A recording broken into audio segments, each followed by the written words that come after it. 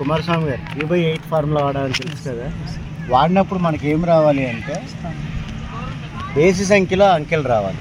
అంటే 1 కానీ 3 కానీ 5 కానీ 7 కానీ వచ్చినప్పుడు ఆ 1 అనేది తూర్పు దిక్కుని, 3 అనేది దక్షిణం దిక్కుని, 5 పడమర, 7 ఉత్తరం. సరిసంఖ్యలు వస్తే ఎందుకు వాడకూడదు అంటారంటే సరిసంఖ్యలు ఆగ్నేయాన్ని, ఈశాన్యాన్ని, వాయువ్యాన్ని, నైరుత్యం సూచిస్తాయి. అంటే మనం పెట్టే సింహద్వారము డైరెక్షన్కి ఎలా అయినా పెట్టాలి, కానీ కార్డినల్ డైరెక్షన్స్ అంటారు, యాంగులర్ డైరెక్షన్స్ అంటారు. యాంగులర్ డైరెక్షన్స్కి అలైన్మెంట్ చేసి పెట్టకూడదు. సో అందువల్ల ఏంటంటే మీరు ఆయాది నెంబరు బేసి సంఖ్య తీసుకుంటే మాత్రమే మీకు ఈ యొక్క యోని అనేది బేసి సంఖ్య వస్తుంది. కాబట్టి మీరు ఏదైనా వర్క్ చేసేటప్పుడు అన్ని నెంబర్లు చేయబాకండి. సరిసంఖ్యలో ఉన్న నెంబర్లు అసలు ఆయాది నెంబర్ కాదు. అది సరిసంఖ్యలో తీసుకున్న ఏ నెంబర్లు తీసుకున్నా మీకు టైం తప్పితే మీకు యోని అనేది సరిసంఖ్యలో వస్తాయి. సరిసంఖ్యలో వచ్చిందంటే యోని అర్థమైంది. మిగతా అన్ని కరెక్ట్ అయినా యోని అనేది ఎక్కడ పెట్టాలని పలానా ఈశాన్యాన్ని కానీ పలానా ఆజ్ఞాన్ని కానీ పెట్టాలి. అది రాంగ్ కదా, డైరెక్షన్స్కే పెట్టాలి. అందుకే బేసి సంఖ్యలో ఉన్న యోని నెంబర్లు మాత్రమే ఆయాది నెంబర్ల కింద వాడతాం. ఏమైనా స్పార్క్ అయిందా మీకు ఎప్పుడైనా?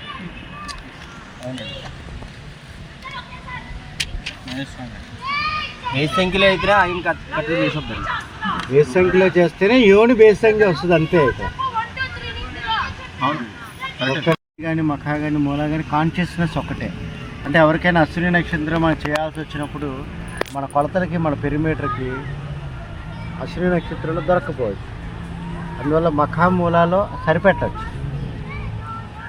కాకపోతే దీనికి ఇంకొక పాయింట్ కనెక్ట్ అయి ఉంటుంది. అది ఇప్పుడు మనం మాట్లాడుకోవాలి. అదేంటంటే గణ అనేది ఒకటి ఉంటుంది అన్నమాట. గణ అంటే టీచర్స్ ఏం చెప్పారంటే మీరు ఏదైతే ఎవరినైతే ఉద్దేశించి ఫ్యామిలీ మెంబర్స్ ఇల్లు కడుతున్నారో అందులో ముఖ్య కర్తలకి సరిపోయే విధంగా ఇంటి యొక్క గణం కూడా సరిపెట్టుబడి ఉండాలి అని చెప్తుంది. జనరల్గా ఆస్ట్రాలజికల్ పాయింట్ ఆఫ్ వ్యూలో గణాలు 3 రకాలుగా ఉంటాయి అన్నమాట. ఏవేంటి? మానుష్య గణం, రాక్షస గుణం, దేవగుణం. సో భార్యాభర్తలు ఇందులో ఏదో ఒక దాంట్లో పడతారు. సో మన ప్రైమ్ క్రైటీరియా ఏంటి? ఫస్ట్ భార్య, తర్వాత భర్త, తర్వాత పిల్లలు, తర్వాత వాళ్ళ తల్లిదండ్రులు చూస్తే చాలా బాగుంటుంది అని చెప్పారు. సో ఈ రకంగా మనం తీసుకున్నప్పుడు గణం అనేది వచ్చినప్పుడు మనం అది చూస్ చేసుకున్నాం. గణం అనేది వచ్చినప్పుడు లేదా గణం అనేది వచ్చింది కాబట్టి ఈ మూడిట్లో సపోజ్ మనిషి ఎవరి గణం వాళ్ళకి కరెక్ట్గా పడుతుంది. ఇంటికి కూడా అది వర్తిస్తుంది. స్పేస్ని డిఫైన్ చేస్తున్నాం ఫస్ట్. అందులో 6 క్యాలిక్యులేషన్స్ని షడయాది అంటారు. ఇది మనిషి ఆలయానికి సరిపోతుంది. సో అందులో ఏంటి? ఆయ, వ్యయ, యోని, నక్షత్రము, వార, అంశ. ఈ 6 దాటిన తర్వాత మనకి ఉన్నట్లో దశయాది వస్తుంది. మిగతా 4 అంశాలు చూసుకోవాలి. అది కూడా మించి నాకు పూర్ణత్వం కావాలి అనుకుంటే షోడశ దశయాది అంటే 16 క్యాలిక్యులేషన్స్. సో ఈ 6లో ఇవి వచ్చినాయి. ఆయము, వ్యయము, యోని, నక్షత్రము, వార, అంశంగా వచ్చింది. మిగతా అన్ని 16లో వంశము, తిథి, రాశి, ఆయుష్, భూతం, గుణ, సూత్రం, నేత్రం. అదే రకంగా గణ, యోగం.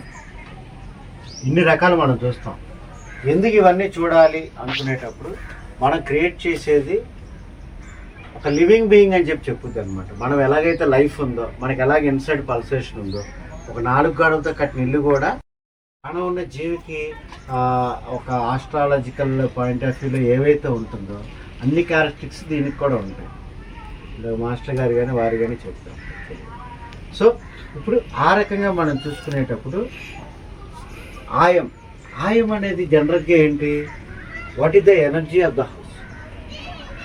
ఎనర్జీ లెవెల్ ఎంత ఉంది మన ఇంట్లో ఉండేది అనే దాంట్లో ఆయం అనే దాంట్లో తెలుస్తుంది.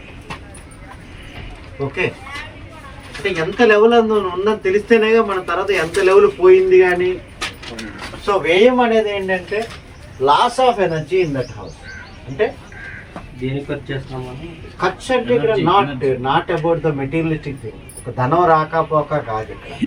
ఇక్కడ ఎనర్జీ అనేది ఎంక్లోజ్డ్గా ఎంత మేనిఫెస్ట్ అయి ఉంది, వేయమన్నప్పుడు how much of energy we are losing from that house. There should be always gap. ఇప్పుడు ఆయం అనేది హయ్యర్ ఉండాలి, ఒక్కటైనా హయ్యర్ ఉండాలి. అంతేగాని 8 ఆయం వచ్చింది 3 వ్యయం వచ్చింది, అబ్బా డిఫరెన్స్ అయింది ఉంది, ఇంత ఎక్కువ ఉంది అనేది కాదు ఇక్కడ. ఆ లాస్ ఆఫ్ ఎనర్జీ అనేది ఎప్పుడు ఎలా ఉండాలంటే ఇన్కమ్ ఆఫ్ ఎనర్జీ కంటే తక్కువ ఉండాలి. That's all. ఒక్కటి వచ్చినా చాలు. సో అదే రకంగా మనం చెప్పుకునేటప్పుడు ఈ 2 ఆయా వ్యయ అనేది, అదే ఆయా అనేది 12 టైప్స్ ఆఫ్ ఆయాస్ ఉన్నాయన్నారు. వ్యయ అనేది 10 రకాలుగా ఉన్నాయని చెప్పారు. అది నోట్స్ గురించి మనం తర్వాత మాట్లాడుకుంటాం. సో అసలు ముందు ఈ 2 చెక్ చేసినప్పుడు ఏ నెంబర్ అయినా ఈ రెండిట్లో బాగోపోతే పక్కన పడేసేయండి ఆ నెంబర్. అసలు మీకు జనరల్గా రెడీ రెక్నర్ ఇచ్చి తప్పు చేసాం. మేము కొన్ని వేల నెంబర్లు మాన్యువల్గా చేసేవాళ్ళం, రోజులు పట్టేది ఒక నెంబర్ డెరైవ్ చేయడానికి. ఎందుకంటే ఒక్కొక్క నెంబర్కి 200-300 నెంబర్లు తేడా ఉంటుంది. మనకు కావాల్సిన నెంబర్ 0 అంటే 12. అంటే కింద డినామినేటర్ ఏది ఉంటే అది తీసుకోండి. 12 ఏది ఉంటే ఆ 12 ఎంతో బాగా ఇచ్చావో అది అదే నెంబర్. ఓకే. సో యోని మళ్ళీ చేస్తాం. యోని అనేది చాలా ఇంపార్టెంట్. అంటే ఒక తల్లి గర్భము ఒక శిశువు ఎలా డిసైడ్ అవుతుంది త్రూ యోని. ద సేమ్ వే ఇంటికి కూడా 4 డైరెక్షన్స్ ఉన్న యోని ఒకటే ఉంటుంది. యోని ఒక్కటంటే ఏదైతే ఒక నక్షత్ర బలాన్ని మనం వాళ్ళ సూట్ అవుతుందని లెక్క పెట్టామో ఆ ఆది నెంబర్ తీసుకునేటప్పుడు యోని అనే దాంట్లో ఏ దిశకి నువ్వు సింహద్వారం ఎత్తాలి అనేది వస్తుంది. అది స్థానయోని అంటారు. ఖచ్చితంగా మన స్థానయోని చేసుకుంటే మంచిది. ఆల్టర్నేటివ్ దిశాయోని అంటే ఈ యొక్క స్థానయోని వచ్చినప్పుడు ఇదే ఎనర్జీకి ఫలానా వేరే సింహద్వారాలు ఫలానా డైరెక్షన్స్లో పెట్టచ్చు అని చెప్పడం. కానీ అవకాశం ఉన్నంత వరకు స్థానయోనితోనే ఇంప్లిమెంట్ చేయండి. యోని అనేది తీసుకునేటప్పుడు ఏమర్థమైంది మనకి, యోని అనేది ఒక ఇంటిని 4 గోడలు కట్టినప్పుడు ఆ కట్టినటువంటి గోడ ఏదైతే ఉన్నదో అది ఆ వైబ్రెన్సీ కారణం అవుతుంది. కాబట్టి తల్లికి గర్భం శిశువుని ఎలాగ అదింపెట్టి ఉంచుతుందో ఆ 4 గోడల మధ్య ఉన్న వైబ్రెన్సీనే శిశువు అనే అంతరాత్మ అనుకుంటే 4 గోడలు తల్లి గర్భం, అందుకే దాన్ని గర్భ అని చెప్తారు. ఓకే. సో ఆ గర్భం ఏదైతే ఉందో ఆ గర్భం లోపలికి ఎలా ఎంటర్ అవ్వాలి, దానికి మార్గము. అంటే గర్భాన్ని ఓపెన్ చేసి మనం నడుస్తున్నాం. వాస్తవం చెప్పాలి, అక్కడ సింహద్వారం పెడుతున్నాం అంటే ఏం చేస్తున్నాం, మనం ఓపెన్ చేసి గర్భాన్ని ఒక నిర్దిష్టమైన ప్రదేశంలో ఓపెన్ చేయాలి. ఇప్పుడు ఎక్కడ ఓపెన్ చేయాలో చెప్పాడు, ఏ దిశ అనేది చెప్పారు, ఎక్కడ ఓపెన్ చేయాలనేది ఫలశ్రుతి. ఆ తూర్పు దిక్కున 3వ పాదమా 4వ పాదమా 1వ పాదమా 6వ పాదమా ఎక్కడ ఆ యొక్క కాంతి పుంజాలు ఆ యొక్క కాన్షియస్నెస్ ఆ యొక్క పదదేవత మనకు మేలు చేస్తుందో అక్కడ బ్రేక్ చేయమన్నారు. నువ్వు 3ను బ్రేక్ చేసి నడుస్తున్నావంటే అక్కడ కాన్షియస్నెస్ని నువ్వు నడవడం ద్వారా ఈ పుట్టుతో ఏం చేస్తున్నాం, మనం పదఘట్టనం అంటాం. పదఘట్టనం నడవడం ద్వారా ఎనర్జీని మనం యాక్టివేట్ చేస్తున్నాం. అందుకే అక్కడ ఓపెన్ చేసి అక్కడ సింహద్వారం పెడతాం. అందుకే సింహద్వారం పెట్టగానే అక్కడ పవర్ రాదు, పవర్ ఉన్న చోట సింహద్వారం పెడతాం. మీకు అర్థమైందా?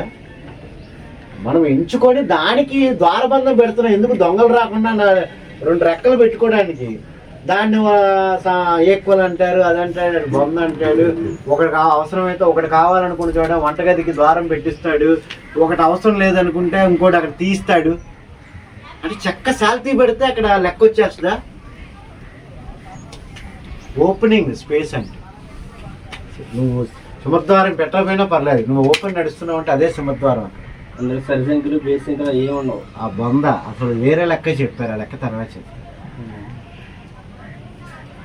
ఇప్పుడు ఇది 2 పిల్లర్లు ఉన్నాయి, ఇల్లు కట్టారు, 4 పిల్లర్లు ఉన్నాయని ఊహించుకోండి. అక్కడ ఒకటి అక్కడ ఒకటి అక్కడ ఒకటి అంటే వాస్తుపూర్తి మండలం 3 జోన్స్గా చేసినప్పుడు 4 పిల్లర్లు పడ్డాయి అనుకోండి.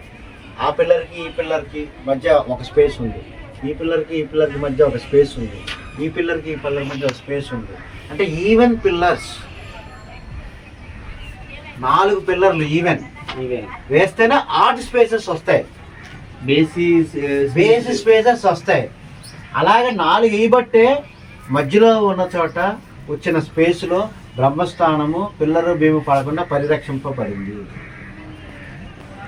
ఇక్కడ ఈవెన్ వేయకుండా బేస్ వేస్తే ఒక పిల్లర్ ఎక్కడ పడుద్ది, ఇక్కడ పడుద్ది ఖచ్చితంగా. అది ఎక్కడ పడుద్ది, బ్రహ్మసూత్రానికి పడచ్చు, యోని సూత్రానికి పడచ్చు. మనకు ఎగ్జాక్ట్ 9 పిల్లర్లు ఇచ్చినప్పుడు బ్రహ్మస్థానంలో మిడిల్ పిల్లర్ వస్తుంది. దాన్ని మధ్య భాగంలో సంరక్షించడానికి ఆ రూల్ చెప్పారు. ఆ సరిసజ్ఞని తీసుకొచ్చి కిటికీలకు పెట్టి వాటి మళ్ళీ తీసుకొచ్చి టాయిలెట్లకు పెట్టి కింద పైన పెట్టి